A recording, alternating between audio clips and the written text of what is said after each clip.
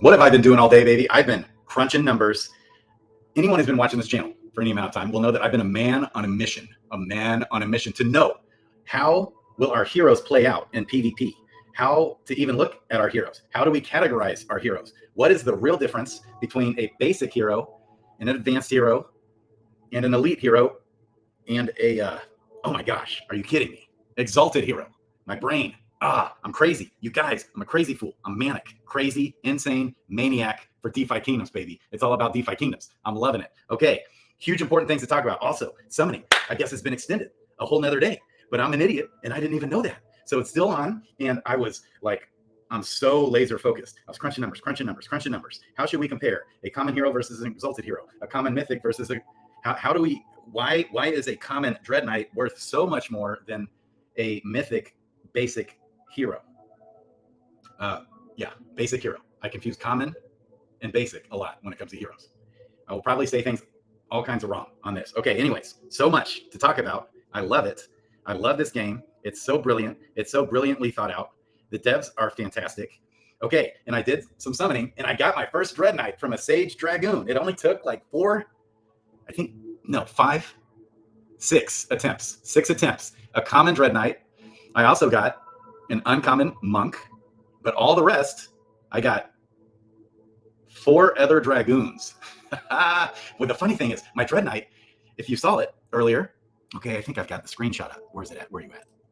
No. Where is it? Come on.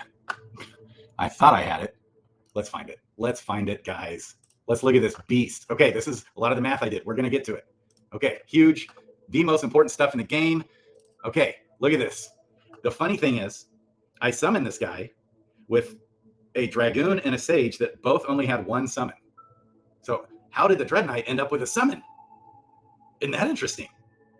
Is that normal? Is the only time a Dread Knight that's born that has 0 summons, is that only when you summon 2 Dread Knights together? That might be. You just might get 1 summon every time, unless you're summoning 2 Dread Knights together. Maybe. So I was like, whoa, what? Loving it, though. Finally, had to be a common. So it's so huge. So the rarity of the hero, as it pertains especially to legendary and mythic, is of greater importance, is what I found today, is of greater importance than the class of the hero. Common, advanced, elite, exalted. We're going to go over the numbers. Crunch the numbers, baby. And they've already been crunched, but there's some things I just had to crunch a little more. Huge shout out to this dude, eggspert.com. I think it's Stronghold does this. He is just unbelievable. I love him. Okay, so we've all seen this chart. Anyway, okay, anything else on summoning? No, I'm going to summon.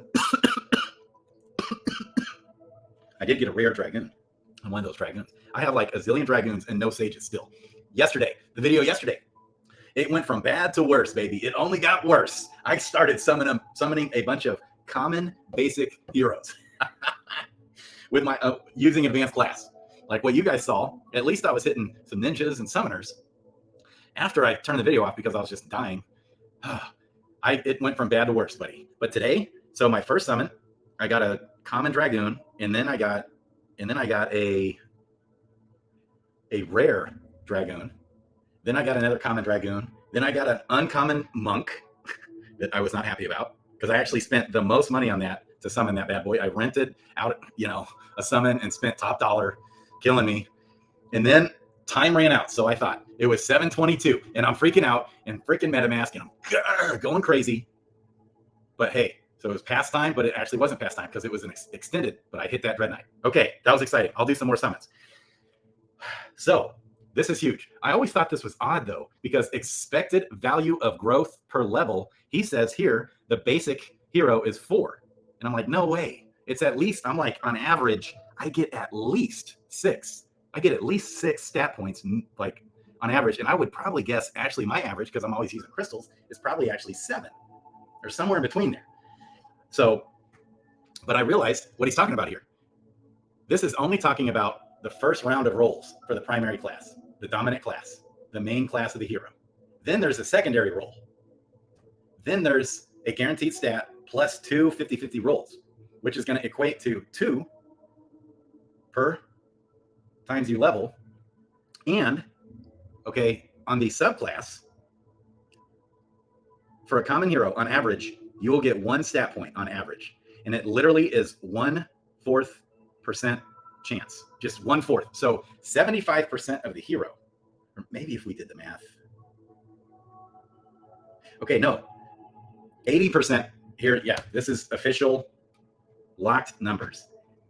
80%, if assuming that the secondary class is a common hero, pirate, priest, monk, wizard, whatever. Okay. The secondary class makes up 80% or 20% of your hero as far as leveling. 80% of your hero is the primary class, 20% of your hero is the secondary class. Official numbers, assuming the secondary class is common. Well, what does an advanced class or an elite class do, or an exalted class for that matter, as a secondary class do for the hero? It's very, very little. Okay, so on average, when you have the roll, so you're going to go through, let's see here. Okay, so you're going to roll strength, dex, agility, vitality, endurance, intelligence, wisdom, luck. You're going to roll through those for the primary class. And here's all those stat numbers. I also have the stat numbers. Huge shout out to this guy. He tells us the secondary growth stat values, and it's always 25%. So 80% on agility for a shapeshifter, which is actually the best. Well, if you have a shapeshifter in the secondary class, you'll have 20%. So anybody with 80% in the primary class will go to 20% in the secondary class. So on average, a common hero has a 50% chance on average per stat. So it's a 50-50 roll per stat on average, if you average them all these out. So on average, out of the 8 stats, a common hero will get 4 every time it's leveled up. An advanced class hero has an average of 56.25% chance per stat to level up. So if you look at that, if you do the math, it's exactly 4.5% chance. 4.5% chance. That's what these are. This is just rolling the main class. 4.5 stat points for that first round of rolls is what an advanced class hero will get. So a common class will actually get 400 on app when you have a common hero or a basic hero. When you have a basic hero that reaches level 100, that basic hero will on average have hit 400 stat points from those 100 rolls of leveling of each stat. And so you have 8 stats times 100, divide that by 2. 50% chance on average per stat for a common hero. 56.25% chance per stat on an advanced hero. On an elite hero, it's 62.5% chance on average per stat.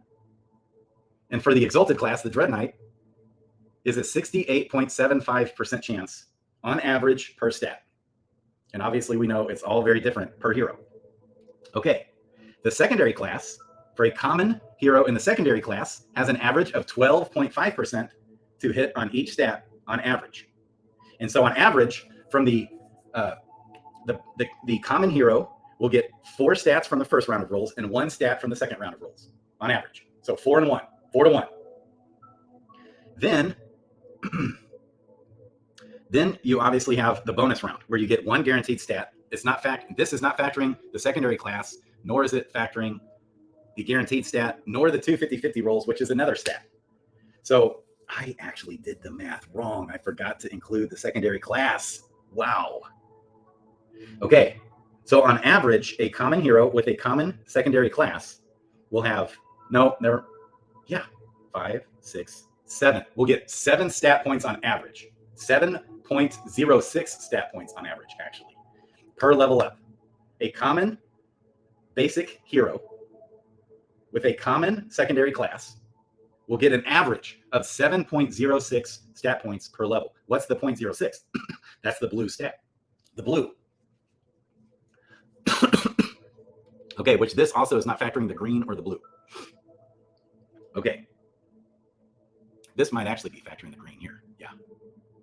It gives that extra 2 because it's 60 when you start. 60 right off the bat, plus 2. Okay, and then the advanced class is 65 plus 2, so 67 right off the bat when they're born. The elite class, Dragoon and Sage, 70 stat points plus 2, so 72 stat points when they're born. And the Dread Knight is 77 stat points when they're born. And that's what this does reflect right here at the top. basic, advanced, elite, exalted, and then with the rarity bonus is more significant than even the class once you hit legendary and mythic, not for uncommon and rare. I did the math for all of it, all the way down. So as you can see here, by the time a hero hits level 10, a basic hero, where this is accurate based off the base kind of stats. At level 10, a mythic basic hero has already surpassed a Dread Knight with stats. So what this tells me is and same with a legendary advanced class has already passed a Dread Knight and a rare elite class. So having a rare Sage or a rare Dragoon at level 10 will be ahead of where a Dread Knight is, a common Dread Knight. So common Dread Knights, what that tells us is common Dread Knights are overpriced. And I've been the fool that's bought several, at the floor and stuff. Okay, I mean, not several, I should say that. I already kind of knew this. So I just wanted some Dread Knights. I finally got another one today, baby. Summoned, first one, I love it. Okay, so let me pull this sheet up. I need to redo this entire the math on this sheet right here. Okay, I can't believe I did this. So the math here, this for a basic, that's easy. Here's the math. You just add 100. 7, 8, 9, and 9. Okay, I think this is still 8 actually. Sorry. Okay, and then these we're going to add 100.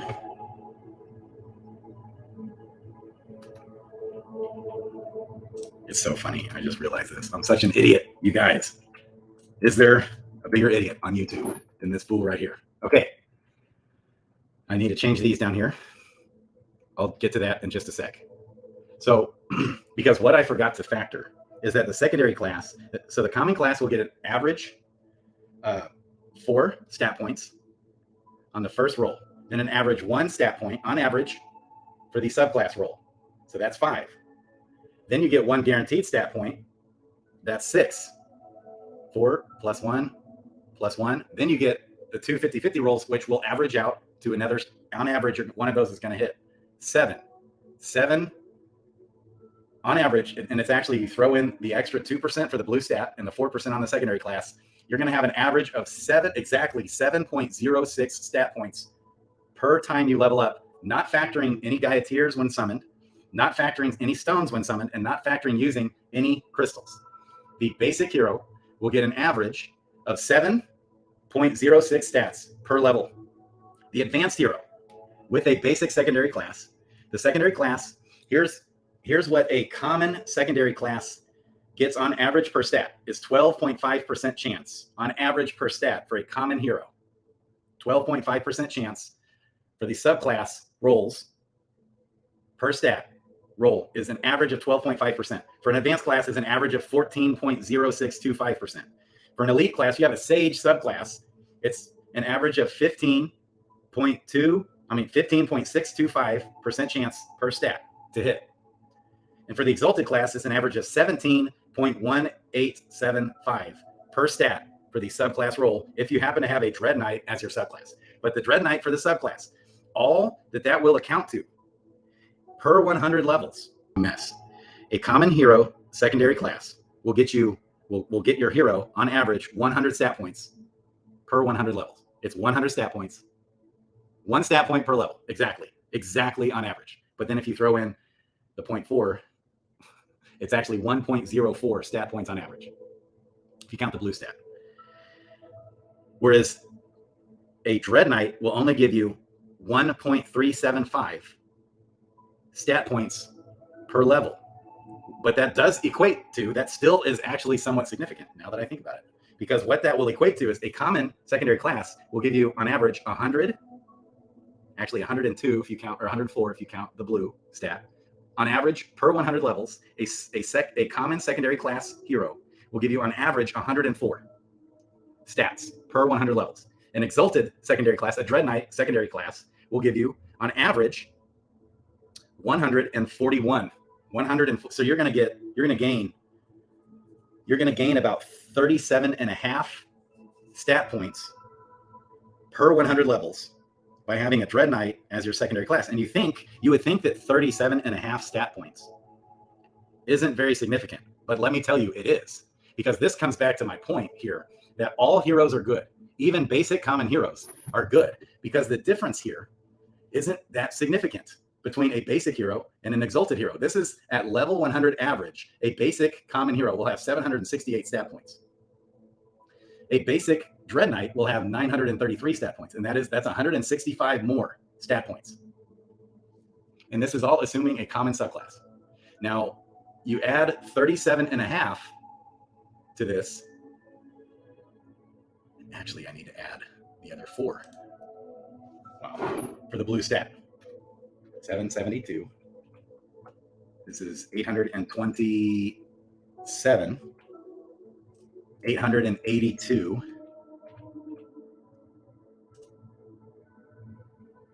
And 937. Okay. And I need to do the same over here to everything else too. Wow. So I need to actually add 104 stat points to all of these on average. This is average. Thanks for bearing with me. So when you compare a mythic basic hero to a common Dread Knight, it's quite a bit better. And when you compare a legendary basic hero, it's almost as good as a common Dread Knight. A legendary basic hero is almost as good as a Dread Knight. So when you compare, it's basically as you go up per class, you're gaining 55 stat points. It's really 50, but when they're born, they also get those extra stat points. So it's 55. You're basically gaining 50 stat points, 55 on average over 100 levels. Over 100 levels. After all of this is assuming we have level 100 heroes. So we're looking down the road. So you look at how significant 55 stat points is. It's a lot. It's a lot. So when you compare for PvP and combat, but at the same time, it's not that much. So all it is per level on average, all that is per leveling of the hero is a half of a stat point difference per class. So it's a half of a stat point difference, essentially. So that just even goes to show you how important each and every stat point is. We're going to hit on stones and crystals and Gaia tiers here in a second too. So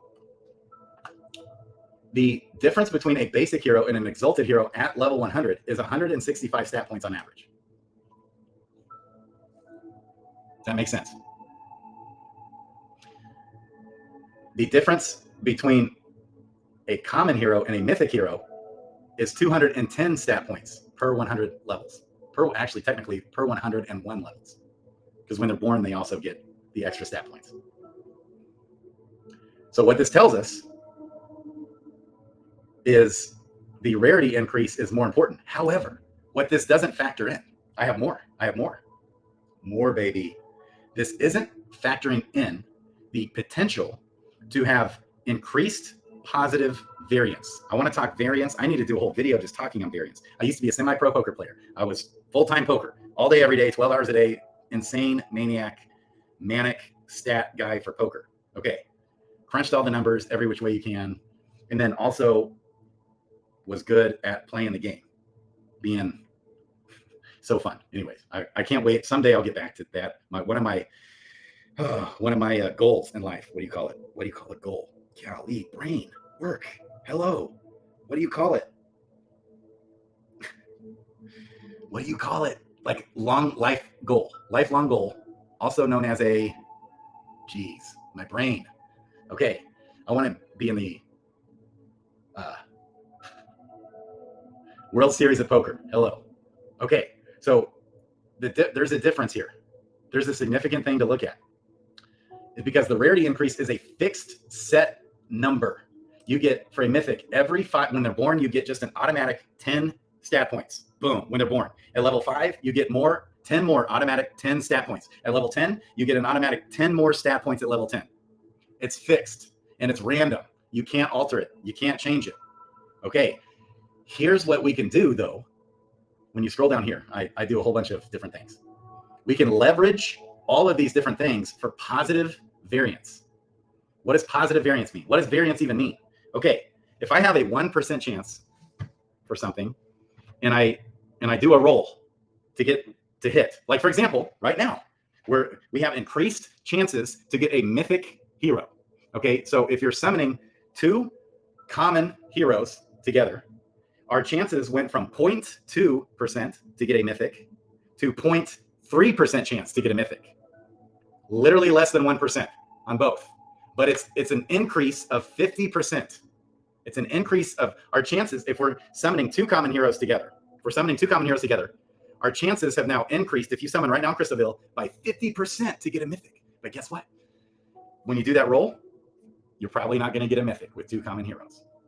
Now, if you did 1,000 rolls, on average, on 1,000 rolls, you're going to, instead of getting 2 mythic heroes per 1,000 summons with 2 common heroes, instead of getting 2 mythics, you're going to get 3 per 1,000 summons. Okay, but on average, you might still do 1,000 summons and get 0 mythics with 2 commons. Very decent chance to get 0 mythics. There's also a decent chance to get 10. If you did 1,000 summons with 2 common heroes, there's a decent chance you could even hit 10. There's also a real good chance you hit 0 mythics. So positive variance, on average, you're going to get 3 mythics in that scenario. Right now, if you summoned 1,000 times with 2 common heroes, on average, you're now, instead of getting 2 mythics, you're going to get 3. Okay, so how do we increase our chances to have positive regression for variance? Okay, so let's hit on that, because each time you roll, that roll is out the window. Doesn't matter. Like, that's real life. Things hit. Like with cards, I can't tell you how many times I literally had a better than 99% chance to win, and then a river card hits, and that less than 1% chance to lose hit, because I did tens of thousands or hundreds of thousands of hands. So I would go through a spell where I would think I'm cursed. God has cursed me. I had an 84% chance to win that hand on the river, and I lost. Or on the flop, I had an 84% chance. What's the deal? And then I lose the hand. Okay, but then I've also had the other side of the variance go in my favor. On average, I would say it seemed like against my favor way more often. But that's what we remember the most. So, okay. So in my 10 commandments, using crystals is one of the commandments. Okay, I'm adding 104 to all of these. It's fascinating to think about. I love this. I mean, I just love this. All right, I think it's all right now. It's all correct. So a mythic sage is actually better than a legendary Dread Knight. How about that? Once they hit level 100, that is. But even once they hit level 10, for that matter. So it's fascinating to think about this. But that is set in stone stat points that you average, that are automatic, guaranteed, and random. Versus with all of these different scenarios, having a Dread Knight, you can add crystals. And I always recommend using a crystal. So when we're leveling up, this is a huge important thing. Look at all these guys. I mean, I already leveled 50 guys today. Like it's been like over 50 a day. It's crazy. Okay, so let's look at this legendary sage, baby, which is better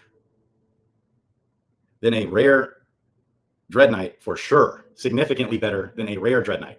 We're going to go over that in just a second. But when I'm leveling, okay, if you click this arrow, so first of all, okay, rabbit trails. I'll get to that thought here in just a second, because it's the most important conversation we need to have in the entire game is how to best level our heroes. So let's hit on that. But first, okay, so when you look at the subclass, that's the most important factor that a crystal affects.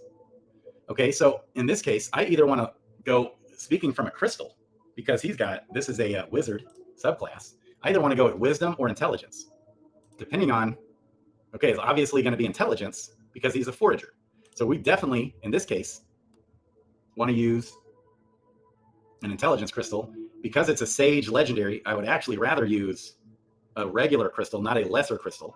Okay, but we can look at that. So anytime when you look at 5% to primary stat growth roll increased and 15% to secondary stat growth roll. So if you were to use a lesser crystal on every single hero that you level up every single time for 100 levels, that would get you on average an extra 20 stat points per 100 levels because of that. However, like in this case, maximizing my chances for a positive regression of variance. So the difference, like the example we were giving earlier with summoning 2 commons, getting a 50% increase, but all it takes us from is a 0.2% chance. Not even a 1% chance to get a mythic. It's a 0.2% chance to get a mythic. You add 50% to that, now it's only still 0.3% chance to get a mythic. That's still essentially a 0% chance you're going to get a mythic. Not actually a 0% chance, but if you hit the freaking lottery, 2 commons will get a mythic. Yes. Okay, that's why it's so important right now. That's why I've really been emphasizing summoning, but your other chances are even increased by 50% for a legendary and a rare. Okay, so that is more significant when you look at the bigger picture. That's why, because of the rarity of the hero being so much more valuable, I think, than people realize. That's why it's worth, to me, spending the extra crystal for the summoning right now. Because that is such a massive difference to the hero's value, but really to the actual, that will become the realized value at level 100. It is significant. It's more valuable. Okay, if you think of the rarity, it's more valuable to summon right now on Crystalville than it is to summon on Serendale with a greater stone. And a greater stone is easily 100 jewel right now to buy. 100 jewel to buy that greater stone. Think about that for a second. Because what the greater stone, I even did the math on that. Got to ride her. Ooh, that's my bot baby. I love it. This is killing me. Okay, where's it at? Right here. I did the math for the greater stone as an average of 36 stat points at level 100. Now that can also be leveraged. That's where it has an advantage, because you can leverage the variance with the greater stone. But, okay, but an uncommon, as we saw up here, that's just 36 stat points on average that you're going to get from a greater stone. And the uncommon will give you 42 stat points. It's worth more, let alone a rare. So to have these increased chances when summoning, plus we can use the stones now on top of that, to have, it's well worth it right now to be summoning just this alone, let alone the Gen 0 rolls. There's 3 Gen 0s that we're going to get. The very first one minted, and then 2 Gen 0 crystals, they call it, which are just 2 Gen 0s that we're going to get. And then plus 12 pets for the roll, plus a token. Okay, so think about that for a second, guys. Yes, you are paying, it's not even double, since jewels come up. So it's not even quite double. It's almost 2 to 1, but it's slightly different. Okay, but just getting those extra chances of rarity, literally getting an uncommon versus a common, is better than having a greater stone. The greater stones are really hard to find. You can't even get them. And they're really valuable. There's not much supply. You can't buy those on the decks. Okay, but what we can do is leverage that greater stone chances in the greater stone. All the greater stone will add is an average of 36 stats. But we can leverage that to increase that and have better than 36 stats with the crystals, of course. But how we use the crystals matters. That's what I'm going to talk on. Okay, I'm so sloppy in this video. Okay, so say in this scenario, if the goal, if you ask me, should be to get the maximum number of stat points possible. So when I use the crystal, I want to increase the chances of getting maximum stat points. So as we just discussed, summoning 2 commons, 50% increased chance to get a mythic only equates to a 0.2% chance to a 0.3% chance. It's still essentially, you're not going to get the mythic on that summon. Let alone summoning 2 mythics together. Those chances, that is more significant, but it's still really rare. I think it goes from, was it 3.6% chance? Normally, when you're summoning 2 mythics together to get another mythic, it's still only 3.6% chance. But now it's 5.2% chance. That's a lot more significant of a difference, even though it's still only a 50% increase of odds compared to the 2 commons. But to actually hit when you actually summon is substantially better odds, let alone the legendary rolls and for the rare to get an uncommon hero. So the difference when you're summoning 2 mythics together, you go from a 42% chance to get a common hero to a 25% chance to get a common hero. Okay. So that's what you got to think about there. Versus using a greater crystal on Serendale. It's all, which is concrete. So yes, it probably still is better to summon right now in Serendale using a greater crystal. But those increased odds makes it worth it to me, I would say. Plus, I'm just helping out the team and doing it's fun having the raffle tickets and all of that. Okay, so on this though, let's say this subclass of the Sage, instead of being a wizard, let's say it was a pirate. In wisdom or intelligence for a pirate in the subclass is 5%. So when I use a crystal for intelligence for the pirate in the subclass, it takes it from 5% to 20% to hit, which is one out of every 5 times I level up in that scenario. If I use an intelligence crystal every single time to level that intelligence from the subclass roll, only 1 out of 5 times, it's still probably not going to hit. So it's hard. So the positive regression of variance is less likely in that scenario than in this case, which is a perfect combination hero. Having a wizard subclass with the Sage is a perfect combination for that Sage, especially as a forager. Because that essentially makes the Sage right up there with the best forager. Like that's a better forager than a Dark Knight with a pirate subclass. Well, no, let's say a Dark Knight with a paladin even subclass. As far as the profession of a forager, the paladin is dreadful. Okay, this will actually give you a better average. Okay, or instead of using a paladin, we could say a knight. Okay, this is going to be better right here. Because when you use, in this scenario, instead of having a 20% chance with a pirate in the subclass or a knight in the subclass for intelligence, now I have a 35% chance for the subclass roll. That's better than 1 in 3. Better than 1 in 3 every time that hits. Actually, and I find it often, it seems like better than 1 in 3. Almost seems like I hit the subclass in this scenario better than 35% of the time. Are you guys following me? So I want to maximize my chances of this roll actually hitting and not think in terms of statistics. Okay, I'm just adding, it's the same for every hero. It's 15% to the secondary class, 5% to the primary class. And over average, yes, over the span of 100 rolls, that's true. It will probably kind of average out, or let's just say not per 100 rolls, per 1 billion rolls. That will average out. 1 trillion rolls, 1 Google rolls. That will average out. But to maximize your chances of getting a positive variance, a positive regression for variance, is significantly better in this scenario. So I don't pay attention to either the profession. This is just how I've been rolling for a while, just lately especially. So first I was always paying attention to the profession, but now with PvP, the more information we get on PvP, which I'm going to come back to, that's the most important conversation we can have. I want, ultimately what my goal is when leveling is to maximize the potential, the possible number of stats when leveling, like regardless of the hero. I want to maximize my chances. So on this roll, to have a 35% chance for intelligence to hit will give you an average positive regression of variance when leveling the hero averaged out. I hope that makes sense. Okay, because this is just one roll. It's either going to hit or it's not. At 20% chance, it's probably not going to hit. Yeah, at 35% chance, it's still probably not going to hit, but it maybe that will hit. More often than not, maybe that will hit. More often than not, 20% chance, probably ain't going to hit. That's the negative.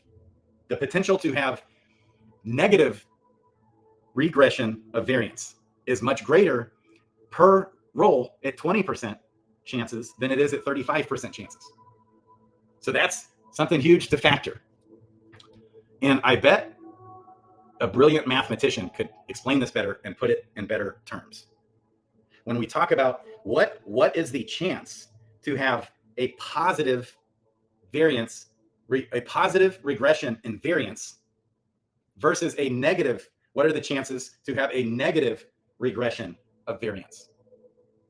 Does that make sense? I want to maximize my chances to get a positive regression for variance. What that means is to beat the odds. I want to beat the odds. So if I'm using a lesser whetstone or a regular whetstone, especially, if I'm using a regular whetstone, then I'm adding 30% chance. Now it's a coin flip.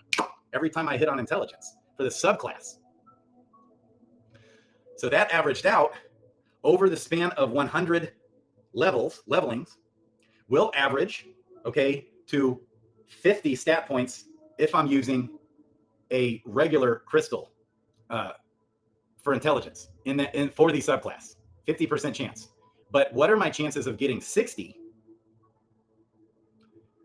in that scenario? What are the chances to have a better chance? Because the maximum is 100. So we can maximize our chances to actually beat the odds versus and minimize the chances of having a negative variance regression to actually lose against the odds. Essentially 50-50 coin flips. You know, you could still flip that coin 10 times in a row and get tails every time and never get heads and lose 10 out of 10 times. Okay, that would be a negative regression. If you're calling heads every time and you know that you're going to have 10 coin flips on average and you call heads every time, on average, you're going to get hit 5 times. But there will be times when you hit 0 out of 10, which is a very low chance of happening, but it will happen if you do it enough times. And there's also a chance to get 10 out of 10 in that same scenario. Okay, also a very low chance, but that's positive regression of variance versus negative regression of variance on the other side. We want to maximize our chances of hitting the positive regression for variance in our favor. So let's say the subclass was an archer. The archer has dex in the subclass is 20%. Well, I would definitely use a dex crystal because that will maximize my chances to hit on dex because of the subclass. Does that make sense? I hope everyone's following me there. Comment. I know I'm insane. The more times I talk about this, the easier and more abbreviated all of that will be to explain. Okay. Okay. So when we factor how we can leverage positive variance, actually is why a common Dread Knight, I would say, is worth 4 times more than a mythic basic hero, even though that shouldn't be the case. But if we level properly to maximize our potential for stat gain, that's how significant that actually is. Okay, here's something else to consider. When we're able to summon, when we have a level 100 hero, to summon at that point will equate to, and I can show you, shout out again to this expert guy, Stronghold. Got to get him on the show. Love that guy. Okay. He's like the heavyweight guru, jacked, bad mother effer when it comes to DeFi Kingdoms, baby. Okay. A summon at level 100 will equate to 12 extra stats plus an average of 27 more stats by the time that hero hits level 100. That totals 39 extra stat points on average that can also be leveraged potentially for positive regression if it's done right. Follow me. So that is better than a greater stone also. Okay? To summon a hero at level 100 is much better, not much, but is better than a greater stone. So imagine summoning a level 100 hero with a greater stone and then using regular, lesser and regular, and maybe occasionally a greater crystal on that hero as he levels up. The potential, so another interesting question you have to ask yourself, what is the potential to eventually someday have a hero with 2,000 stat points? Who will have the first hero that hits 2,000 stat points? Is that even possible?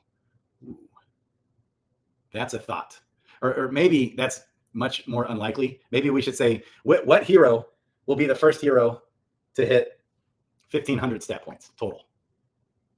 It's so fun to think about all this. I love it. Yeah, this is so interesting because a mythic elite, a mythic sage or dragoon is actually better than a legendary Dread Knight. If you just purely go based off using no crystals when you level to help yourself get positive variance regression, positive regression of variance. That's what the goal is. So in all actuality, On average, yes, this will be the case. But heck no. A legendary Dread Knight is way better than a Mythic Sage or Dragoon.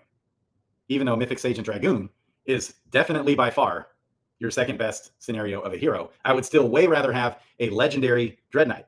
Now, would I rather have a rare Dread Knight? Probably not. I'd probably go with a Mythic Sage or Dragoon over a rare Dread Knight. Does that make sense?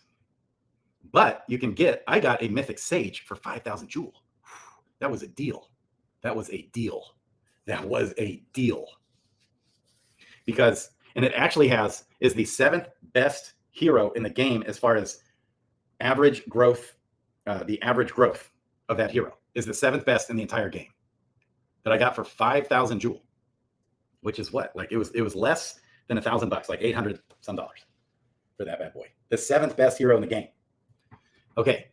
But is it actually better than the legendary? No, not than the legendary Dread Knights, because you can leverage the Dread Knight better with crystals to maximize your chances of having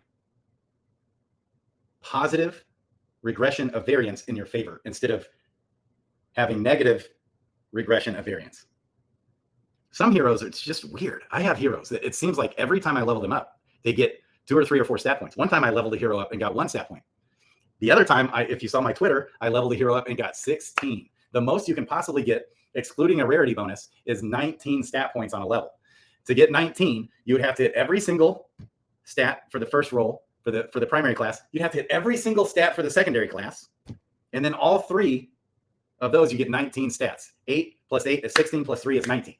I had a level up with a paladin where I got 16. And I think that's the best ever in the game, if you're not counting rarity. One time I did have a legendary hero, like a legendary sage maybe, or summoner. They got, I want to say actually 24, but there's no way. I think it was 22 stat points for a legendary. And I had actually taken a screenshot, but then I deleted it off my phone because I had so many screenshots and I went through and deleted it, and I've searched through it. Can't find it. But I remember even posting it on Discord. Okay. So now let's talk about, there's actually more to talk about here. Okay. Now, yes, I would say a common Dread Knight is better than a basic Mythic hero, even though by level 10, on average, it's going to have less stats. Why do I say that? I say that because the Dread Knight is the easiest hero to leverage positive regression with crystals. Does that make sense? Okay. I hope that makes sense. And same with all these classes. And I think this is the brilliance of the devs behind all this. Because at first glance, you kind of feel like the devs made a little bit of a mistake when they created the game with Mythic basic heroes actually having quite a few more stat points on average than a Dread Knight at level 100, a basic Dread Knight. My first thought was, man, the devs kind of butchered that up a little bit. Actually, no, they didn't. Because I think they understand when you add 5% to an 80% chance, you're closing a gap from missing from 20% to 15%, which is significant. Or if you go like in the case with this sage that I have over here, okay, that I need to level. Let's just level him. This is a long video because this is the most important part of this game. Thanks for bearing with me, guys. So I'm going to go, if I had a regular insight, which I actually might, hang on. I might have one, or I could just get one. If I use a regular one, it literally puts the chances of him hitting on intelligence from 90% to 100% chance for that roll. And we're going to get the guaranteed stat there. Thanks, I did change that to Z. I'm going to do Dex. Now, this is the next conversation. And then normally I would say do Wisdom, but I've been huge on Vitality, especially in the case for a Sage, versus like a Wizard or a Priest, maybe even a Summoner. Okay, in this scenario, if I had a Wizard or Priest, I probably would go Intelligence, Dex, Wisdom. Because it's a Sage and his Vitality, to have the Sage is, when you have the Intelligence, it's already going to be jacked. And so when we look at the stats here, hit points is the measure of how alive a hero is. If they become injured, they will need to rest or use potions. If this goes to 0, a hero can become exhausted or worse. Okay, so here's how the HP gain formula is huge. And this is really vital, I think, for all heroes. But obviously, it's more vital for your Paladin, Knight, Warrior, Berserker, Pirate, because everyone's at 50% vitality. So it's good for everyone, but especially more for your Paladin and your Knight, Dread Knight, Warrior, Pirate. Who else is above 50%? The Berserker. Okay, whoever else is above 50, well, here it is. Vitality. We got the Warrior, Knight, Monk, also the Monk, Pirate, Berserker, Paladin, Dark Knight, not the Summoner. The Shapeshifter is at 55%, and the Dragon and Sage are at 60%, and the Dread Knight 65%. So the way your HP gain formula is, I hope you guys are staying with me. Keep pushing through this video with me. This is the most important part of the game we need to talk about. The HP gain is so vital to the hero. If you have watched DFK Arena, is awesome. And to the hero that has tons of HP, it takes so many more hits to kill that hero. So many more hits. I love how they factored that in there to the battle. Way more hits to kill the hero when the hero has high HP. How is HP factored? Every time you level the hero, there's a roll for HP, and that one of three things can happen. On a random roll, you can have it either hit small HP, medium HP, or large HP. Regardless of which you hit, if you hit small, it's a fixed increase. You get either 10 HP gain, 20 HP gain, or 30 HP gain, regardless of the hero. Every time you level, you're either going to get 10, 20, or 30.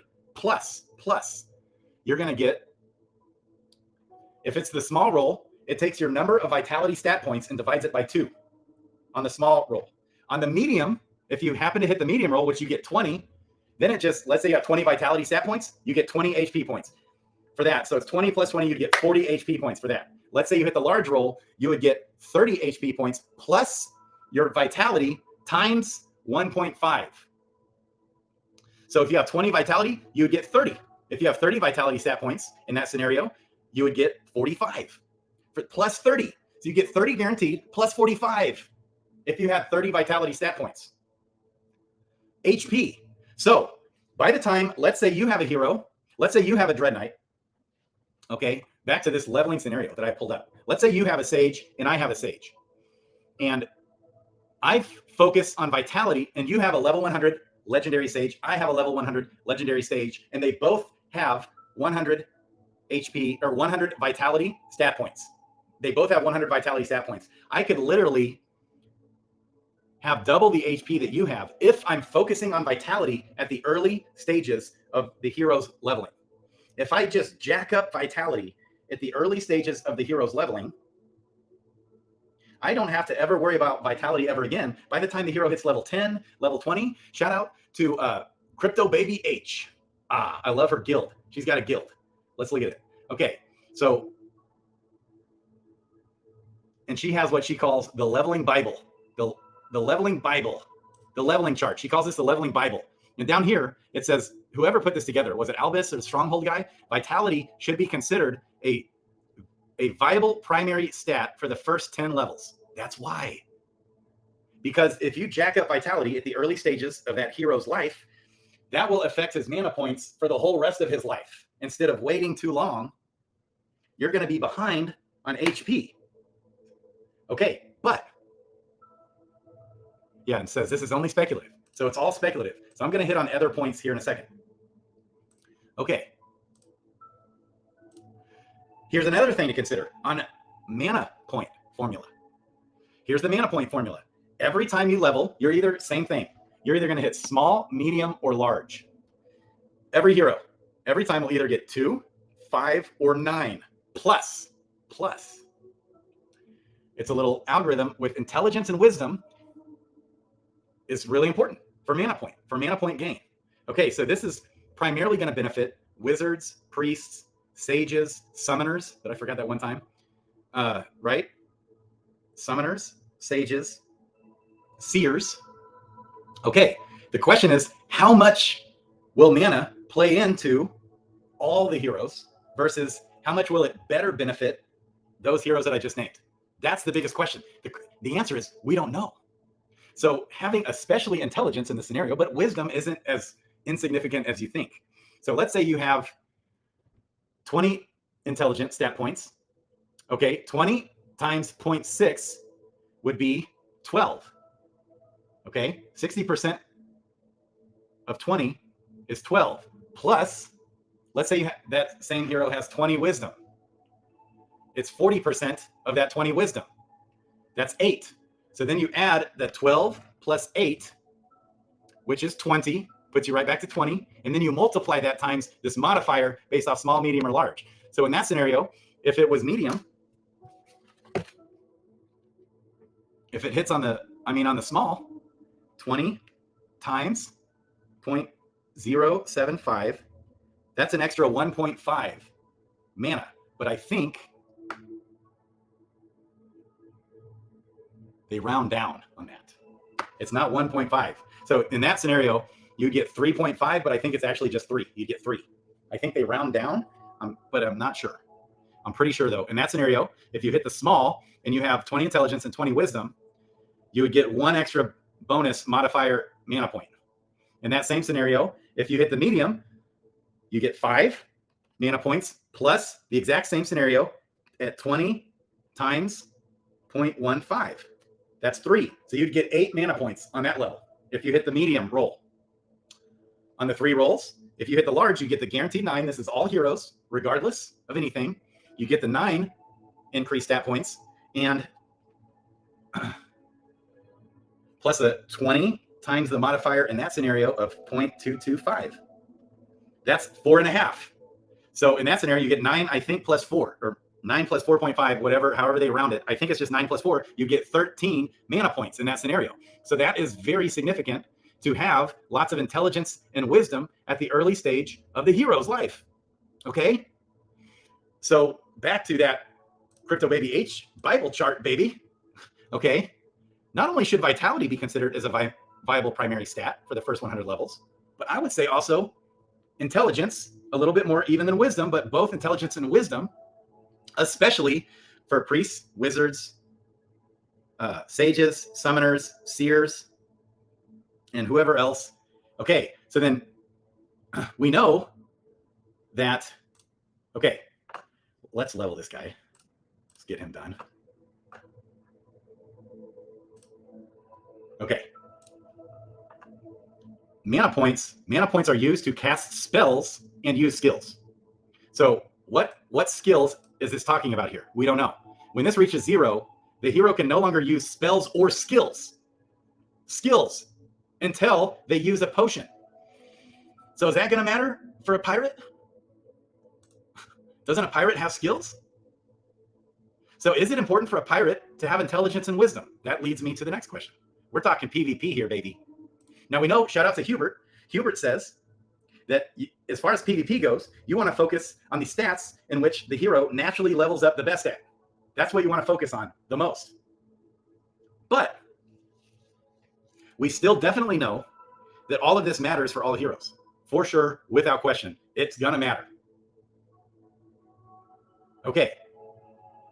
Obviously, this will impact the wizard, priest, seer, sage, and summoner more than other heroes. How much will it impact a Dark Knight? A Dark Knight's high on intelligence. How much will it impact a Paladin? A Paladin is high on wisdom. Paladins aren't using magic, though, but they're going to need mana for the skills. And so look at what intelligence does. Intelligence adds a multiplier to various actions, especially skills and magic. So we know it's going to help the magic guys more. And it modifies magic evasion. Okay, that's defense. Evasion. That's all heroes getting magic shot at them. This stat also plays into how much MP is gained when leveling up, as we just looked at. Wisdom. It adds a multiplier to magic attacks and skills and increases magic defense. Similar to modifying magic evasion. This stat also plays into how much MP is gained, but to a lesser extent, as we just saw, but not as lesser as people realize, I don't think. It's still significant to the MP increase. Okay, so a lot of times, like in the case with the sage, it's good to, okay, if I have a gardening sage, that's ideal. A gardening priest, wizard, seer, sage, summoner. The reason why they're so good at gardening, not just professionally, is because you want to focus with to maximize your MP and HP with those heroes, you're just hitting intelligence, wisdom, vitality like crazy for those heroes every time you level. Those are your 3 Gaia's Blessing, and that's generally what you want to consider using the crystal for. However, the crystal depends more, if you ask me, on the subclass. Because do we think that agility, how about agility now? Let's look at agility. Agility determines the time between a hero's actions in combat. It also plays a role in evasion. How does that not help every single hero in the game? Here's another thing to consider. Okay, when you come to the alchemist, how many stats have a potion just for the stat? You got swiftness potion. That's agility. Time itself seems to, swiftness. Time itself seems to stretch and slow as reaction time is enhanced, increases a hero's agility temporarily. How many other stats? And it's not cheap. It ain't cheap, people. This is pricey. 3,000 gold. Okay, so this is going to be huge for PvP. How many other stats have a potion just for it? Toughness potion. Hardens the skin, strengthens the bones, increases a hero's defense. Ooh, that's what I'm going to hit on next, baby. Defense. Or endurance. Okay, defense against physical damage. Okay, but what does defense play? All those swiftness plays a role in evasion or defense. Increases a hero's defense against physical damage for a period of time. Toughness potion. Okay, what else? What other stats apply to that? Several different stats apply to that. You have stamina. Okay, you have mana potion. You have mana. You have magic resistance potion. Magic resistance potion. Is this potion not going to be good for every single hero in the game? I can tell you, hell yes, it will. Will it be good for a paladin to have good magic resistance? Well, that's wisdom and intelligence, both. Will it be good for a pirate to have that? Yeah, and he's 20 and 20. Okay, so this is leading into something. Stay with me. This is a mana vial, smaller. We got full health potion. Wounds magically close. Broken bones, torn muscles, knit together in seconds. Restores a hero's HP fully.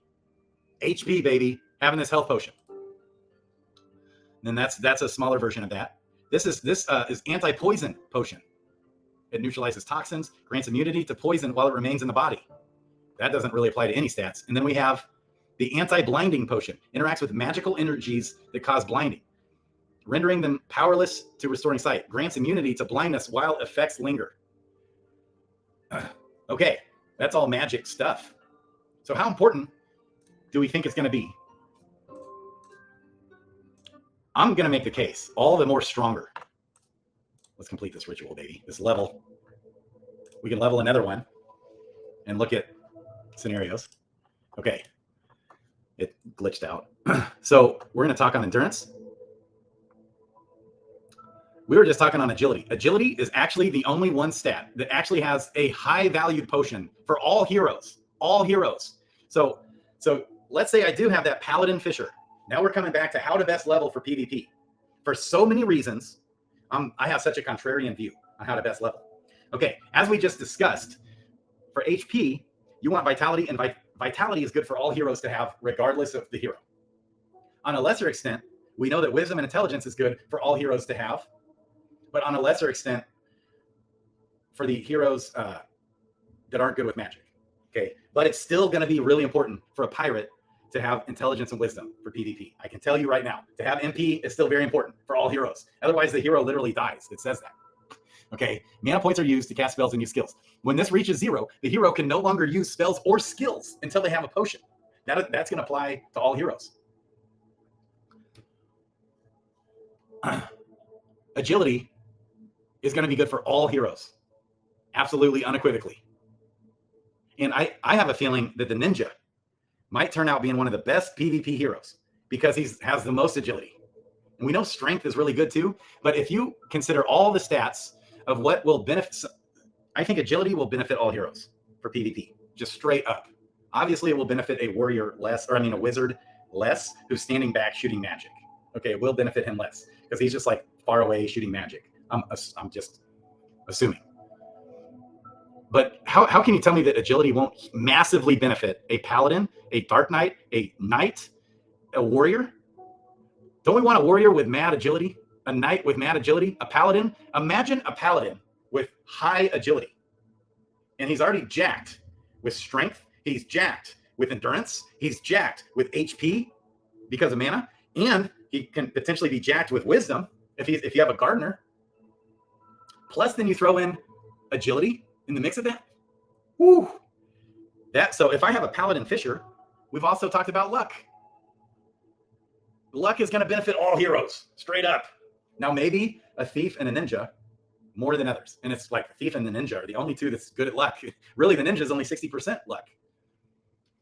So, in the same way that we level a hero for vitality in the early stages of the hero, and in the same way we'll want to level a hero with wisdom and intelligence in the early stages of that hero's life for the sake of mana, I'm going to make a strong case that it's good for us to level a hero based off its profession in the early stages of the hero's life for many reasons. First reason, we don't even know how PvP is going to play out. We don't know how significant and how different the stats will apply to each hero differently. We don't know how the stats will apply to each hero differently for PvP. We don't know that, but we do know that to be a profitable quester, it's better to have, for a fisher, to have luck and agility. We know that for sure. And so in the early stages of the hero's life, this is my contrarian view that I keep coming back to. In the early stages of the hero's life, if you focus on the profession and vitality, or the profession and intelligence, then for the rest of that hero's life, he'll have jacked stats for the profession. Then once we get more information, because we don't know, there's way, way, way too much confidence out there when it comes to PvP. Nobody knows how the stats will apply. Nobody knows. But everyone I talk to who's OG, awesome genius guys in the game, they're all so confident based off what Crypto Baby H called the Bible of the leveling chart. And I say, this is not the Bible.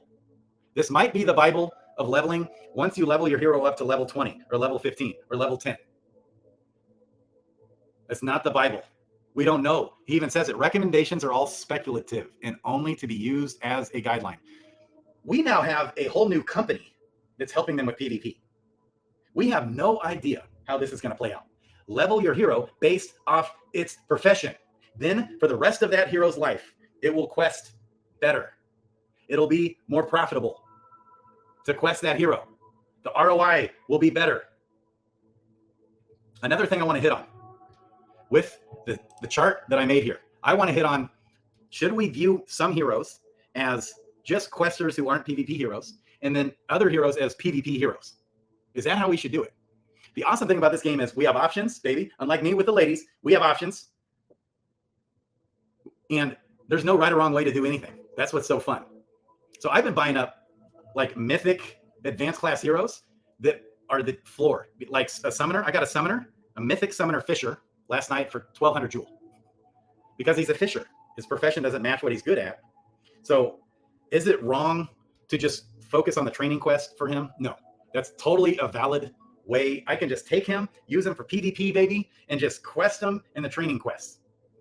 But that will be less profitable if I quest him as a fisher, and then we get pets are going to come along. And after talking to Neindorf doesn't think there will be a mythic rare pet that will change a hero's profession. But that is still a possibility. That could happen. That would be fun. I mean, then you could get, but what Neindorf said was he thinks that the pets will help our heroes quest better. And you can pair, like I could pair with that fisher summoner, I could pair a foraging pet with him. That is going to be possible. We'll be able to pair a foraging pet. But what Neindorf said was, if instead I pair, and then he'll be a good foraging quester at that point. But he's still a fisher profession. If you pair, what Neindorf was saying, if you pair a forager with a foraging pet, it'll be like a double bonus for questing. And the hero is going to get, if you jack up the stats of the profession early in the hero's life, he's going to quest better, which means he's going to get more HP faster. And the pets are going to help get HP faster, or XP. We're going to be able to level up faster. So you're going to want to pair the hero with a pet with the same profession, because that's going to maximize your XP gained. I think that's how it's looking. That's how it's looking. But I've talked to everybody about this, and I love hearing all that. It could all change. We could all be wrong. by the way, Wisdom Gaming Company, now they, instead of having 2 devs working on PvP, we're gonna have 8 devs working on PvP. It's gonna come so much faster. This game is so unbelievably bullish and undervalued. It's so exciting. The market cap is $19 million. That is absolutely mind-blowingly insanely low. When this comes, and we all know the reason why YouTubers like if you ask Climb Crypto, shout out to Climb Crypto, baby, or if you have Crypto Tro, baby, they all say, or the Brown Gent, baby, shout out to my boy, the Brown Gent, yeah, shout out to those guys. Thanks for all of you guys helping me too, by the way, and loving on me. All of you guys, all 3 of those that I just named have just been super gracious towards me. Okay, so they will tell you that when they do a video on DeFi Kingdoms, they get more hits. Why does the videos with DeFi Kingdoms get more hits for those guys? Because we all know that when PvP comes, buddy, we're following that news, and this is going to blast off to the mother effing moon. It's going to blow past all-time highs of $22 per joule. My prediction. Now, could it all go to 0? Could you lose all your money in this game? Yes, the risks are there because we're relying on the devs to develop the game and to develop the game well. The reason why I like this game so much is because the devs are really good at what they do, and they're brilliant in how they've done this, even more brilliant than I realized, because these are fixed, guaranteed amount of stat points when they level. These are not. You can have potential, you can maximize the chances for a better chance to have a positive regression of variance. I love it, baby. Okay. This game is so brilliant, so bullish. The most important part, though, because right now we're sowing the seeds, baby. That's what we're doing. We're sowing the seeds in the game. We're questing our heroes and we're leveling them up. Always, always, always level every hero as fast as humanly possible. I don't care what you want out of the hero, what you're using the hero for. If you're using him just to be a quester, fine. Always level him up as fast as possible. He'll be a much more profitable quester the more you level the hero up. And it will become exponentially increased the more you level the hero up. I get it that, okay, when we look at the hero here, when we look at the stats, the profession stat level accounts for 2/3 of the success of the hero's questing, above the basic drop rates. I get that. What's going on? And the stats for that profession only account for 1/3. I get it. But that 1/3 will become more and more and more exponential to the impact of the hero's quest results. And it also impacts your ROI. And it also impacts the amount of stats that the profession can get. The profession stat. Check it out. Intelligence hit. This happens all the time. I use the intelligence crystal. This happens, I feel like, more than 1 out of 3 times. And I use the intelligence crystal only because, first of all, he's a forager, but also because it's a wizard subclass, 20% chance. Positive regression, positive variance, positive regression of variance right there. It just happened. That stat point is important. Now, look, will other crazy variance things happen? Yes. Like literally, okay, dude, I did a summoner earlier. I leveled up a summoner and I use an intelligence crystal, or maybe it was a wisdom crystal, one of the two. And look at that. Wisdom did not hit here. Okay. And I used the wisdom crystal. The subclass hit, but the primary class missed. He had a 90% chance to hit wisdom. The subclass had a 35% chance to hit. And the 35% chance hit. The 90% missed. That's variance for you.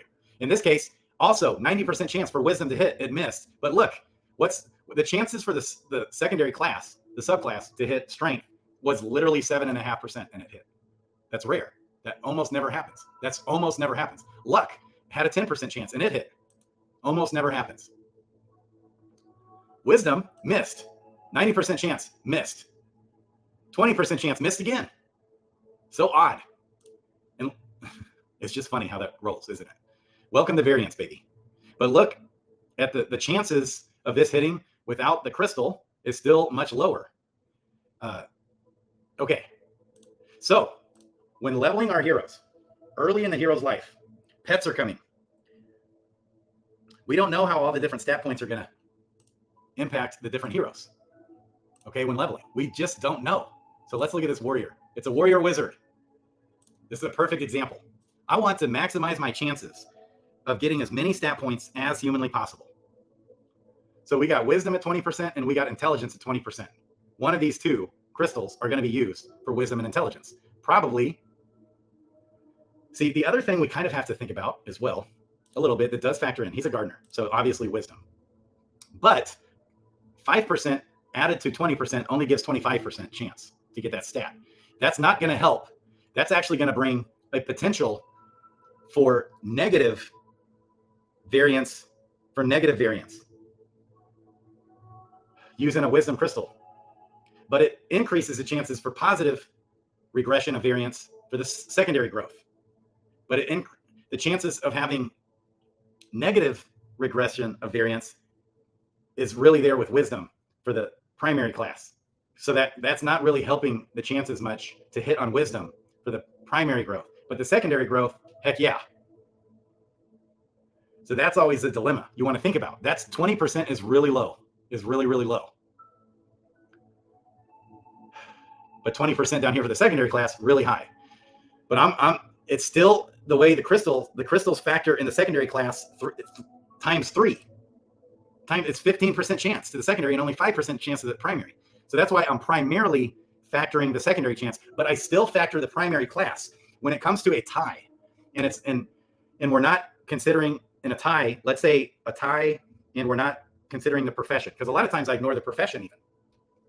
But in this case, I'm going to use the wisdom stone crystal because of the subclass, being a wizard, and on top of that, the reason why I wouldn't go, normally I would actually go intelligence because of the mana point gain. But we also know that wisdom will still be good for a warrior because magic evasion will still be great for a warrior. Straight up. Okay. And then, but we're definitely doing vitality for the guaranteed stat because the warrior is much better with vitality. We want vitality more than we want wisdom. But I'm still going to hit on wisdom. And then what should I do for my third stat? Well, because I'm doing wisdom for him, I'm not going to worry about intelligence. And because vitality is already used, I'm going to then revert back to what is his best stat that he naturally levels up at for PvP. We're going to do strength. That's how I've been doing it in this scenario. But guess what? Here's another reason why it's smart to follow the hero's profession when leveling in the early stages of the hero's life is because I have tons of warriors in all professions. And for PvP, I will have a ton of different warriors that all look different with different skill sets and different stats that they're best at. So not only does it make the hero more profitable, because the hero is going to quest better, you're not stuck with doing training quests. And then once profession level 10 quests come out and pets come out, you can get the double bonus and have instead of having a warrior not have a gardening pet, well, and then have a pet that doesn't match the hero's profession not matching with the pet's profession, and you can follow. But that is still awesome that they're going to do that. I love it. I think so. Neindorf clarified that for me, and again, it's still kind of speculation. We don't fully know, but he's pretty sure that yes, we can pair a hero with a pet with different professions, and then the hero can then quest in the pet's profession effectively. But if you have the pet and the hero paired together that match their profession, you get double the bonus. Like you'll get an extra bonus if the professions match. So we're going to have heroes. Like if I've got a paladin fisher, or a dark knight fisher is a better example, or a paladin forager, we know that luck is good for everybody. Like we all going to want luck, baby. Luck's going to be good for everybody for PvP. Agility is going to be good for everybody for PvP. And so if I'm focusing on luck and agility when leveling, and then I throw in vitality in the early stages of the hero's life, by the time profession 10 quests come, we're going to want to pair that pet with the same profession to maximize the XP being gained in the growth of the hero, the profitability of the hero. You're not going to be stuck doing training quests. The profession 10 level quests, especially paired with pets that will give you more XP faster to level the hero up faster. You're going to be more profitable.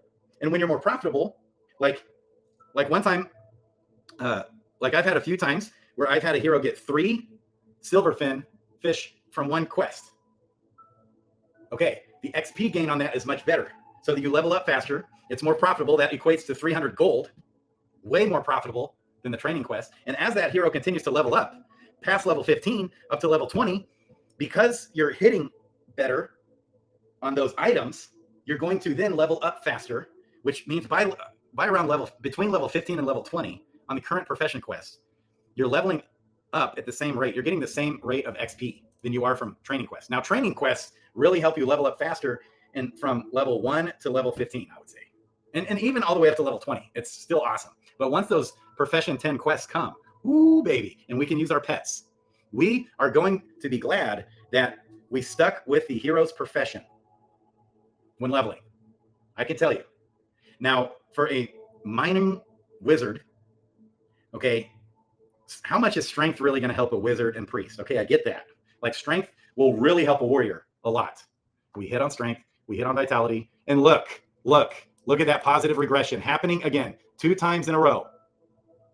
Booyah. Use the wisdom crystal, hit. Are you guys following this? Then on top of that, okay, if, let's just say in this case, wisdom was the blue stat, that would increase the chances to 24. That's even better. And then on top of that, if you use stones and Gaia tears, that increases your chances. Okay, that can be an exponential increase to that hero. So using a stone, using a regular stone, this is another point I forgot to make earlier. When you use a regular stone, okay, you get, let's come back here to, I love this website, eggspert.com. Okay, let's find the stone one here. Okay, right here. When you use a regular stone, you get 6 stat points right off the bat. Plus, okay, a permanent 5% boost to a stat point. Okay, so if you compare using a regular stone,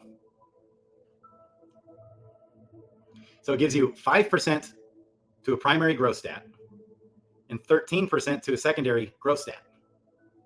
When you factor those percentages,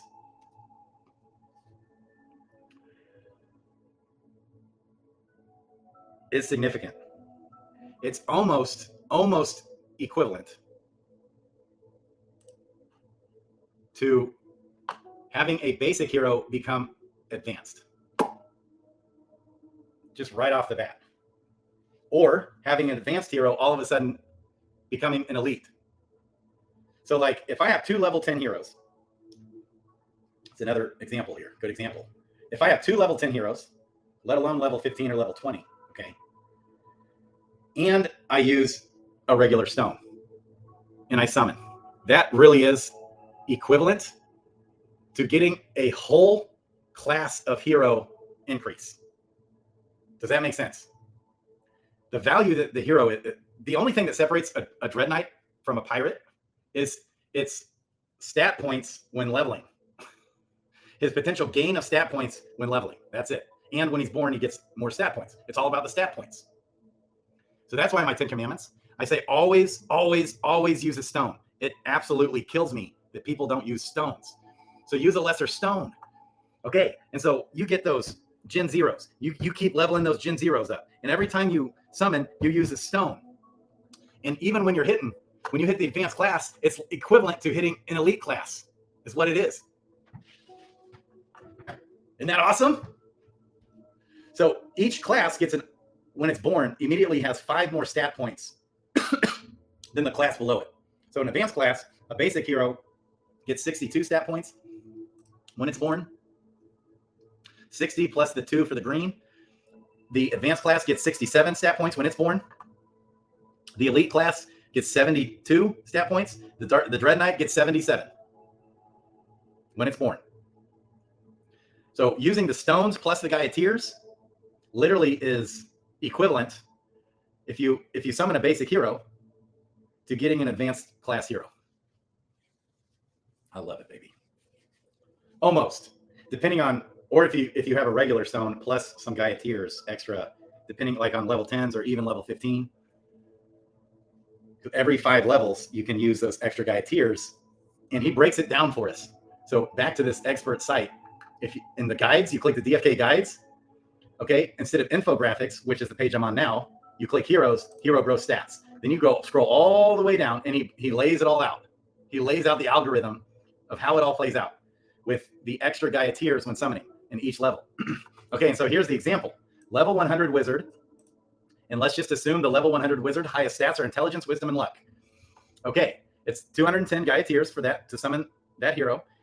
And then the summoning hero will receive 6 intelligence stats right off the bat, 3 wisdom stats right off the bat, 3 luck stats right off the bat, 6% growth to the primary stat growth to intelligence, 3% to the primary stat of wisdom, 3% to the primary stat of luck, 5% to the secondary stat growth of all 3 of those there.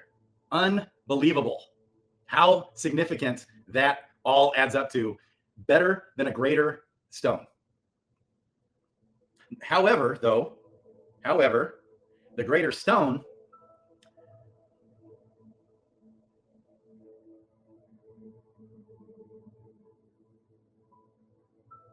the summoned hero gets 6% to intelligence, 6 stat points to intelligence, 3 to wisdom, 3 to luck.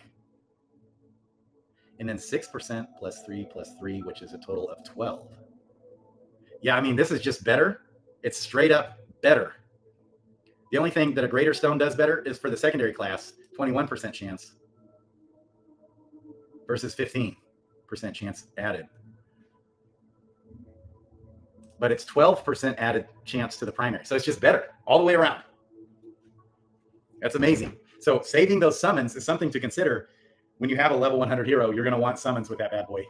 So I always, generally speaking, if I have 1 or 2 or 3 summons, like for a basic hero, if I have 3 summons, I'm not going to summon that guy at all, ever, or even 4. Maybe I will with 5, but probably not even 5. 5, kind of like 6 is my threshold where I tend to be done summoning that guy until way later when he's leveled up. Huge. So this idea of increasing the chances of positive regression of variance when leveling is increasing the chances of the potential to have positive regression of variance is a fascinating trail to walk down for you brilliant-minded guys. We want to maximize the chances to increase the chance of having positive regression of variance. Okay, wow, I hit on a lot there. Long video, baby. How about this? I meant to hit on this earlier too. I love this website. Shout out to Neindorf and Raff, Adventures in DFK. How about the stones? Okay, so I just get to check this all the time whenever I want, and I can see the stones now. It's actually cheaper to buy a stone than to craft one right now for the chaos. How about that? So what that tells me is I should go buy a chaos stone. This might stone is also cheaper to buy than to craft right now at the moment. Okay, but yesterday the might stone hit like 23 jewel to buy. Today, 10.5 jewel, baby. How about that? How about that? So right now is the time to craft. Right now is not the time. This is phenomenal for the game. I wanted to show you something really important. This is phenomenal for the game. Okay, market data. When we look at all the items, look at the price of these items, guys. Okay, earlier, we even saw things like Amber Taffy, better to sell on the decks. We saw even things like Red Leaf and Red Gill. One thing with Red Gill to note is Red Gill is another item that isn't used at all in the potions. So it's best to just sell that into gold. But earlier, okay, this has come back, this has changed. But earlier, we even saw, like, look, Spider Fruit is up 19% today. But we even saw things like Iron Scale. Look, Iron Scale still better to sell on the decks with the trader instead of selling with the vendor for gold. That's bullish for the game, because what that means is that people are engaging into the game and crafting things like stones, okay, and playing the game to help maximize your profit of the game. It makes it more fun. It's a game. It's fun. Okay, and we're barely scratching the surface. When more things come out, more capability comes out, when PvP and PvE comes out, we're going to have, like, just imagine having a Legend of Zelda type game. But Legend of Zelda, when you buy that game, you plug it into the Nintendo, it's the same for everyone. The difference between this game is that it has unlimited, boundless potential and opportunities. And how will the game play out with each different hero? It's not going to play out the same for Zelda like it does for every single person who plays that game of Legend of Zelda. It's the same for everyone. And this, it's going to be different. And we're going to keep rewriting history as it goes along. It's not one set game. And we're, Zelda's traveling through lands and doing all this and that. And then he fights guys. Okay. Just like a lot of these different things. That's what we're going to have. We're going to have PvE, where we're traveling lands and doing all this crazy stuff like Zelda did. And then we're going to have to face dudes in PvP. So PvP, in order to function in PvP, we're going to have to oftentimes travel through lands. And it'll be like an adventure to even get there in order to even do the PvP tournament event that's happening next week. So fun. I mean, and so if you own the land that people have to travel through, that can become a source of income. I haven't even thought much about owning land, but that's something I should look into right now when everything is so suppressed and bearish. It doesn't. So just imagine when all of South Korea gets opened up to this game. Okay, there's a lot of like non-English speaking people in South Korea. It's also going to open it up for Japan. South Korea, a lot of their games and movies and things is also involved with Japan and Vietnam, the Philippines, all those areas. Just imagine when this game is opened up in that area with a company like AT&T who creates a crypto called Clayton and is actually used quite a bit there. If you look at the total value locked of Clayton, it's like 13th of all blockchains. It's like 84 million, something like that. It's like almost as much as Cardano. It's funny. Okay, so it's being used just in South Korea, mostly. Nobody anywhere else is hardly using Clayton. Just imagine when that market is opened up to this game. And just compare that to the fact that it's a $19 million market cap. One dude could come along at any time and drop $100 million into this market cap. Just imagine the upside to this game. Just imagine if they do a good job developing this game and they do it right, and Hubert's in the house. The way they're managing the whole project is awesome. The way Frisky Fox and Dreamer are managing this project is awesome. Everything they do is so well thought out and quality. They're smart. They don't make quick knee-jerk reactionary decisions. They didn't do that. This is so bullish, you guys. And so we're already seeing Spider Fruit is up. Red Leaf is up today by 20%. Now it's still better right now to sell that with the vendor. But earlier, all of this was in red, which means all of it's better to sell with the trader, not the vendor. So shout out to this website that just tells us these prices. Okay, when you come back to the market data and you look at the alchemy receipts, okay, and the cost for stamina vials versus crafting. You know what? It's gone up per jewel. Why has that gone up? Because all the items have gone up. Because more people are participating in the ecosystem using the items. And this is even without contests happening. Wait till contests come back. That's like the most fun part of the game. And buying your heroes. And more people are going to start using bots, which means they're going to buy more heroes, which means we're going to have a shortage of heroes. There's so much upside. People, there's so much upside to this game.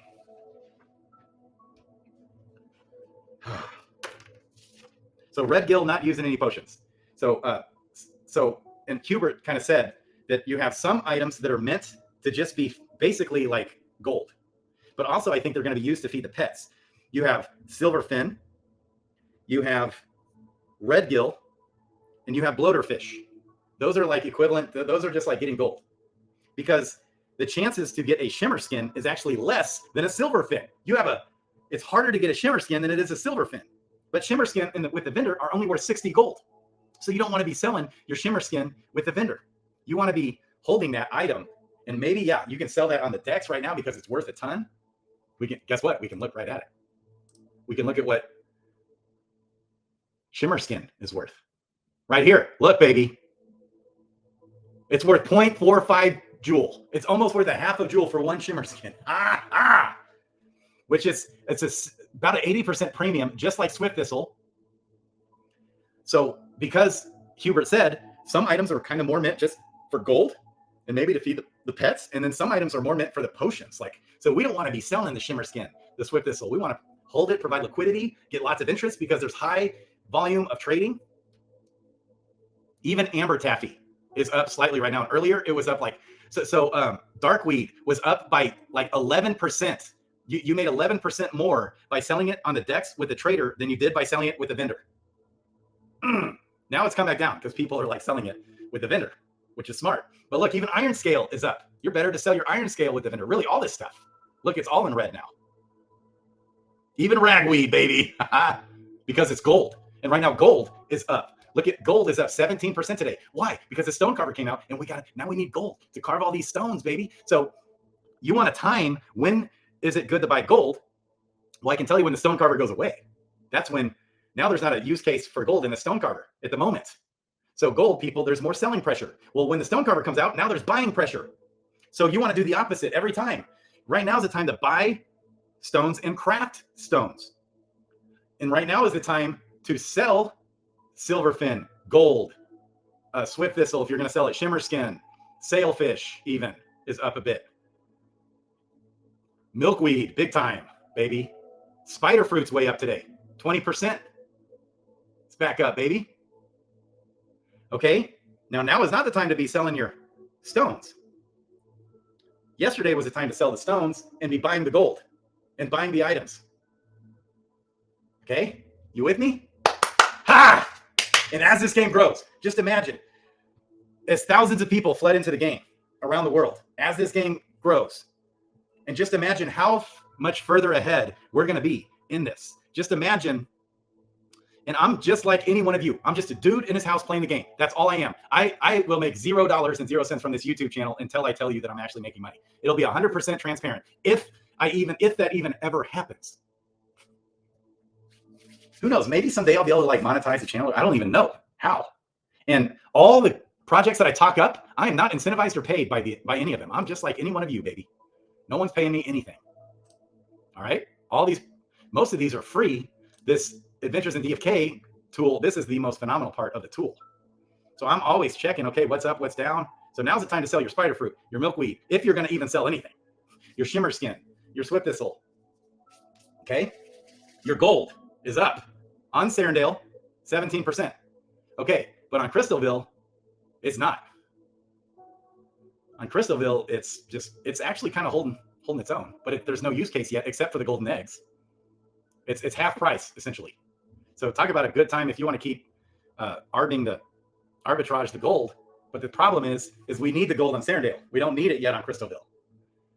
So I had to buy some gold a little bit to craft, because I wanted to craft tons of stones. Then I'm going to hold the stones, and then it'll be time to sell the stones when the stone carver's gone for 6 days again. And so as we see these ebbs and flows in the market, it's easy to predict. We always know what's going to happen.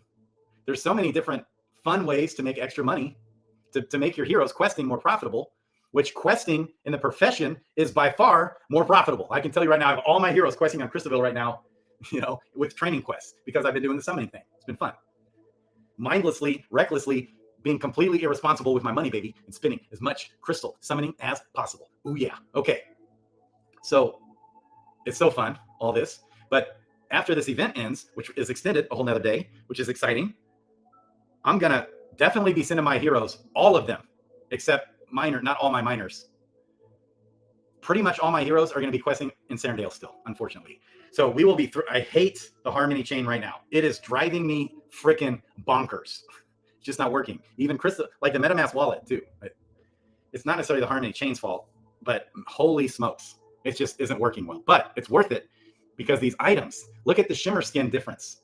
Okay, the shimmer skin on Sarandale is 0.45 joule. On Crystalville, it's 0.048. It's literally 1/10 the price. Now, once the bridge opens up both ways, talk about an ARB opportunity, baby. So I bought up a bunch of shimmer skin on Crystalville. Amber Taffy's up on Crystalville too. Interesting. That's probably just because there's low liquidity. Oh, but look, check this out. Shimmer skin is up. So I can sell this on the DEX. I bought it. Let's look. Oh, baby. Okay. I love this. How that hit. Hope you guys followed that leveling lesson. It's long today, baby, but I've just been brainstorming and thinking out loud. Okay. This is one of the most important videos I've ever done in my life. I mean, it literally is.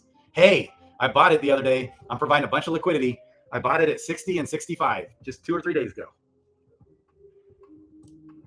Huh. Makes me want to come and sell it. Because once the ARB opportunity comes, oh yeah, I have it on a different account. Okay, any more notes?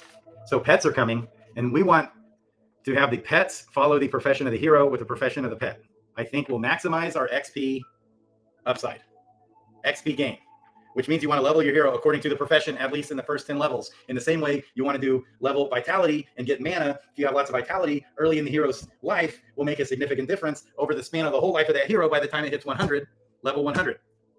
You want the profession focused on it early because it'll quest better. And then once we get, especially since we don't even know how PvP is going to play out, then when we do find out how PvP is going to play out, then we'll change our leveling strategy and ignore the profession at that point. But at least we already have stats that are jacked in profession.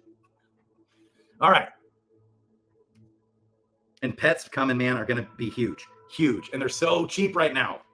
I love it. And I'm crushing it on my eggs liquidity. I could show you, but with my green eggs, I'm up like 3 or 4 green eggs, and I'm up like 45 joule. I just checked. I went from, my green eggs went from 66 to 69 green eggs, baby. And I went from 1,105 joule to 1,145 or 48 joule. So I gained 40 some joule and 3 green eggs. And that's with me not even knowing how to properly input the liquidity. You could add another egg or 2 if I knew how to do that, to put the egg, the non-divisible item, up top when providing liquidity, in the jewel or gold or crystal on the bottom. On the yellow eggs, I'm still right at the exact same amount of eggs, and I'm up like 40 some joule. Same eggs, up 40 joule. We're talking 2 weeks here, guys. 2-ish weeks. I love this game. I love me some DeFi Kingdoms, baby. So when I look at the heroes, I look at all heroes as both combat heroes and questing heroes. Because, so let's come back to that real quick. I'm going to wrap up here. I'm going to wrap up. Stay with me. Stay with me. So look at the difference between a basic hero. It's not that different, guys. It's 55 stat points different. And the 55 stat points, yes, is very significant. It means a lot. And this is at level 100. It's just 55 stats different. After leveling up 100 times, they will on average have 55 separating them of total stat points. That's not very much. Okay? So even your common basic heroes will still have. So let's compare a basic common hero to a mythic Dread Knight. The mythic Dread Knight doesn't even have double the stats. In fact, the mythic Dread Knight, what does he have? Let's do the math here.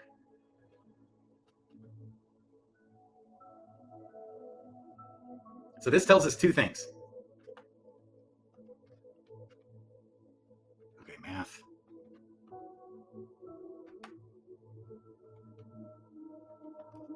The level 100 Mythic Dread Knight, okay, to the T, literally has 33% more stat points. That's all. That's all. Compared to a basic common hero. So you take 1,147 stat points, you multiply that times 0.67 is 768. He's even got more than that. 768, 772.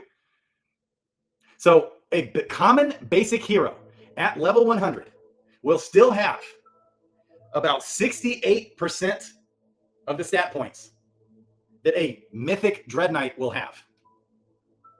Think about that for a second. Think about that for a second. And that tells us how important each and every stat point is. So literally a basic common hero just has 1/3 less stat points than a mythic Dread Knight at level 100. I love it. I love this. I love this. All heroes are good.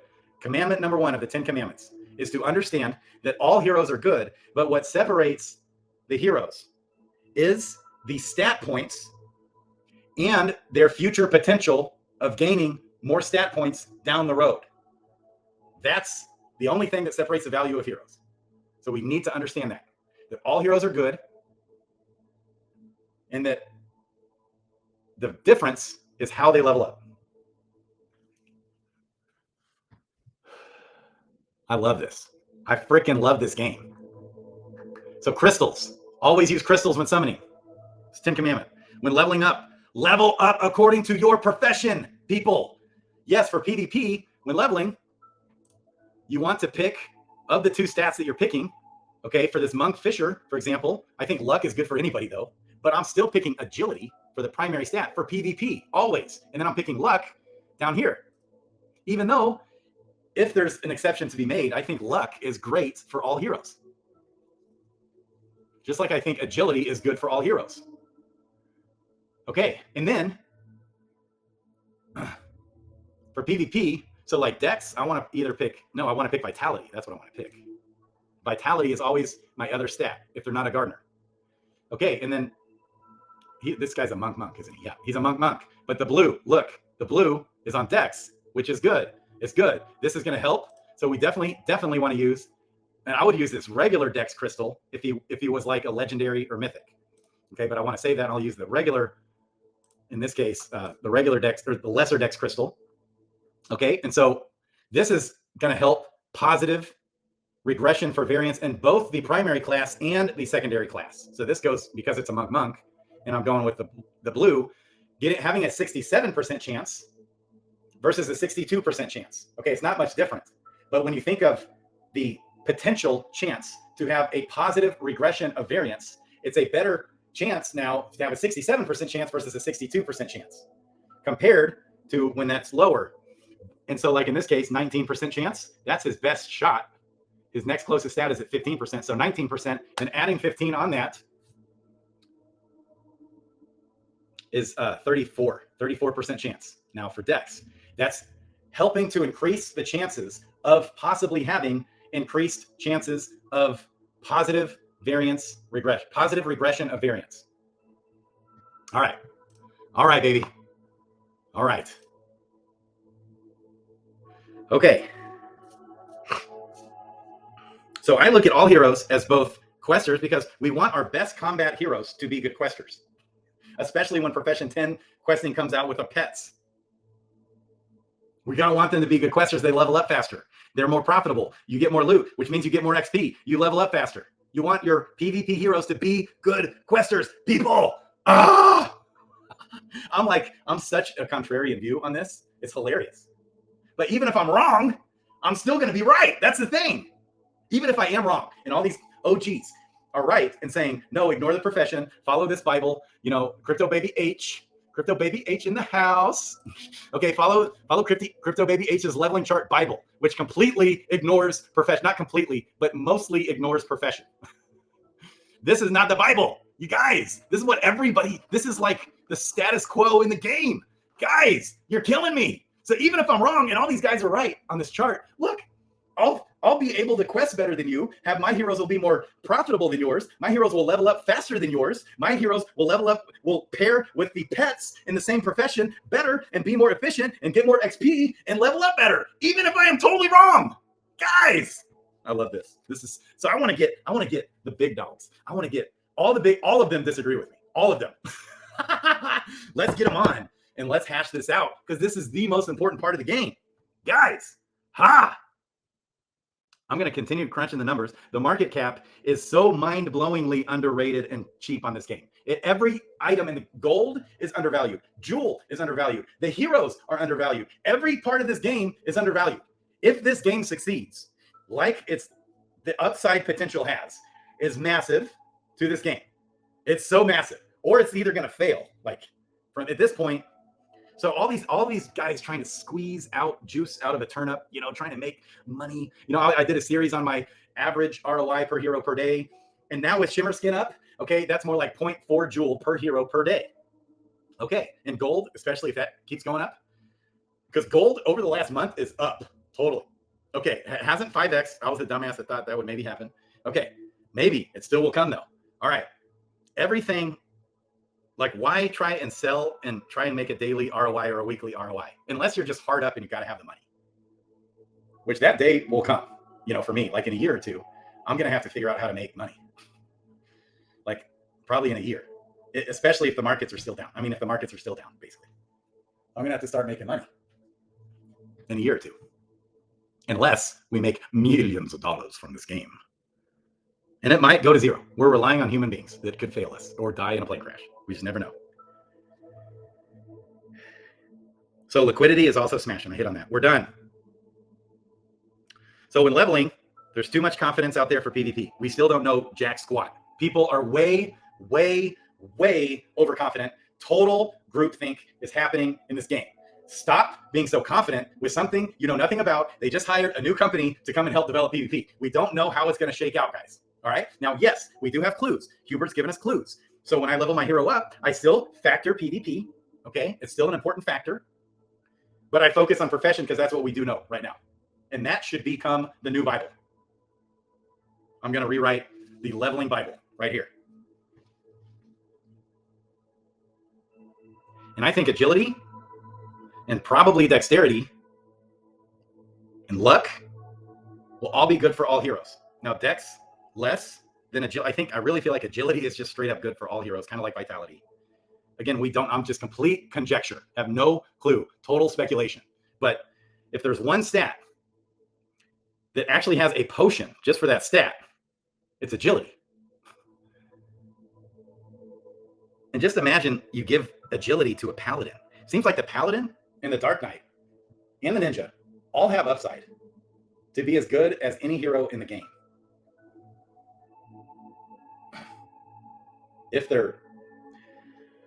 You just throw luck and agility on a paladin compared to other average paladins that are jacked with strength and endurance and vitality, so they're going to be really hard to kill, but they're going to be slow. Well, you make them fast and they're hard to kill. You make a paladin fast like a ninja. That fascinates me. The thought of all that. And same with Dex. Who knows? Woo! Woo, baby! I'm loving this game. I love DeFi Kingdoms, baby. It's DeFi Kingdoms all day, every day. I'm here, a normal, average Joe guy, just like you. Someone pointed that out to me. A friend, shout out, on YouTube, or actually on Discord. They said, I feel like you're just like me. You're just another one of us. That's exactly what I am, baby. Except I'm able and willing to totally be transparent and give you every amount of tips and alpha that I can give you, and committed to full-time this game. Full-time. I'm committed. I mean, I am full-time DeFi Kingdoms just for you guys. And I love it. So I'm just doing what I love to do. I can't help it but shout from the rooftops of anything. So anything that I am sold on and love, no one's got to pay me. I'm going to be your number one promoter. That's why I love promoting these devs, because they're so vital to the ecosystem. You got in the bots, Carlo and someone corrected me. Finally. I get it. Waifu. The waifu bots, baby. The waifu bots and Difky bots. And we got this new guy I'm going to get on the channel right here. Okay, wait. Where's he at? Right here. Oh, shout out to Crypto Baby H and her Discord. Okay, we got this guy. I can't wait to do this. Okay, Carlo's helping him.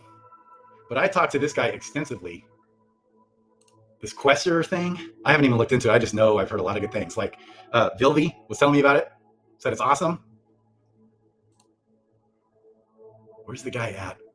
I'm so bad with names. Faulty Poker's in here. I love this. Shout out to you guys. D-Man, he's awesome. Gamma, there's Carlo. Okay, Faulty Poker. Where the heck is the dude that started this page? Hello. Born to Die. This is the friend that gave me the shout out earlier. Okay. Nine Dwarf, baby. Zellies. I think it's Zellies. Zellies is the bomb. Okay, he's a developer. He's got a bot that's awesome. We got DFK Earn. We got awesome devs. Shout out to all of you guys. I love you So many good things happening. Developers are developing. We got games being built upon games. We got awesome things. We got Brad Pitt and Fight Club coming in the house with Neindorf and Raph. Shout out to the devs. I love you. We got Coolio. We got Carlo. We got Coolio in this next DFKHero.com. We got Eggspert doing his website with everyone. If you're into DeFi Kingdoms, this is like the resource website right here. All things to know about DeFi Kingdoms. I want this guy on my channel. I just haven't had time to message him. I get so focused on stuff. I'm so bad with follow through sometimes. He said message him. He's open to being on the channel. It'd be so fun. Love you guys. Love you guys. Bullish. DeFi Kingdoms to the moon, baby. I love you guys. So fun. It's so fun.